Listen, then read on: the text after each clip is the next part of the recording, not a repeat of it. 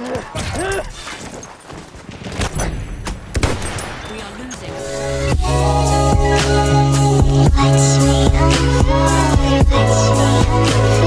What's up guys, the Hunted Reaper here, and today's video is about Battlefield 1. So if you guys like this video, please be sure to leave me a like and subscribe for more awesome content. Now I know that in the last 7 days I haven't posted a video, and I usually like to post one about every 2 days and some weeks even every day, but I've been working on midterms and I've also been working on a lot of other projects, so I decided to take a week off and get up to date on all my stuff. And now that I am, we can finally go back to the normal schedule about once every 2 days or once every day. I hope you guys enjoy the content that I'm going to bring out. There's a lot of special projects, so remember to click that subscribe button if you want to see what's coming up. So today's video is Battlefield 1, and it's kind of a commentary. I used to do a lot of commentaries on Battlefield videos. My old channels, I would do Battlefield 3 commentaries, and they bring me a lot of happiness because that was one of my favorite games of all time. And Battlefield 1 is out for about 2 years now, and honestly, in 2018, it's 10 times better than it was in 2016. Let me tell you guys something. This game has improved a lot. I hardly see any lag or glitches, and one thing I've noticed with the Battlefield series is, you know, the day one of the launch is kind of a mess. And Battlefield 1 didn't really have a messy launch. You know, Battlefield 4 definitely did, and Battlefield Hardline was terrible. But Battlefield 1 did have some problems with it. And now a lot has changed in terms of the unlockables, the content, the maps, and just the overall smoothness of the game. And I've come to expect a little more from this series after about 2 years after the launch.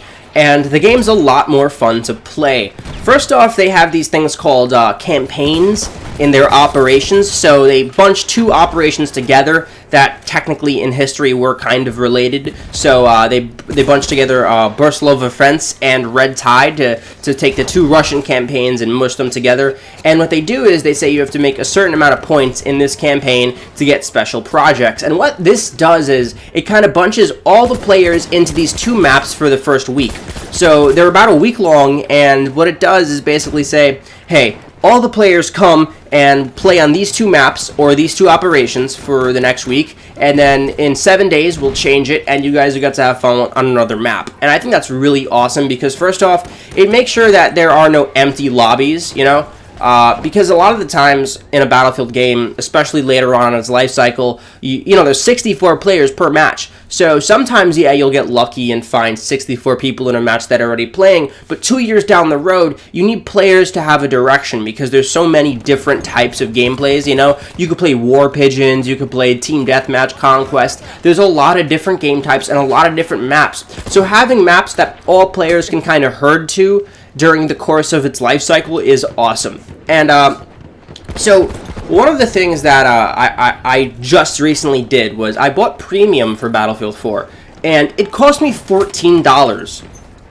Battlefield 4. Battlefield 1. It cost me $14 instead of $49. Yeah, I got all the maps, all the content, all the battle packs for 14 bucks. It was awesome. There's a sale on the Xbox store right now, and actually on Amazon for the PC, Battlefield 1's premium content is 14 bucks too. So it's pretty much a steal at that cost. And one of the things I really enjoyed about Battlefield 1 is that when you purchase DLC content, it gives you an incentive to play more to unlock that content. Now we all know that games like Call of Duty and stuff kind of just throw this content at you and don't give you any special objectives, but Battlefield has something really smart, as in the fact that they make you play with different weapons or different play styles to unlock different weapons.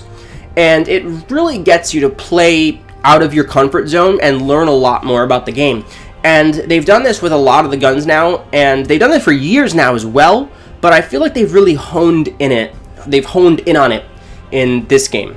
I feel like the assignments that you get are smart, challenging, but also, like, you know, not smart and challenging, but also not too hard to get. I'm sorry, I had like a brain fart, but I wanted to like word that in the best way. And it's a commentary, so I can fuck up a little bit. I know in my other gameplays, I'm just like talking 24/7, and I take like 6 takes sometimes just to get the perfect, you know, without me fucking up. But in this, I like to talk to you guys as like a human being once in a while, just as let you know that, hey, I fuck up sometimes too.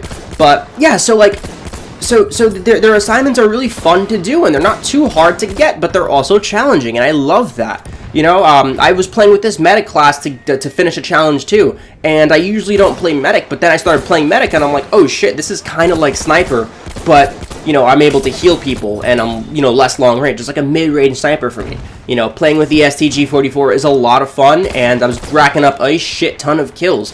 It's just a lot of fun to play this game, and the frame rate has gotten so much better on consoles that, like, it feels like a whole new game. I remember when this game first came out, it was kind of jaggy, and I mean, I feel like only certain gamers can tell if a game's kind of jaggy sometimes because of the fact that, like, it takes kind of this weird eye. You know, you have to be playing games for a while, but a lot of you hardcore gamers out there, you guys know what I'm talking about here.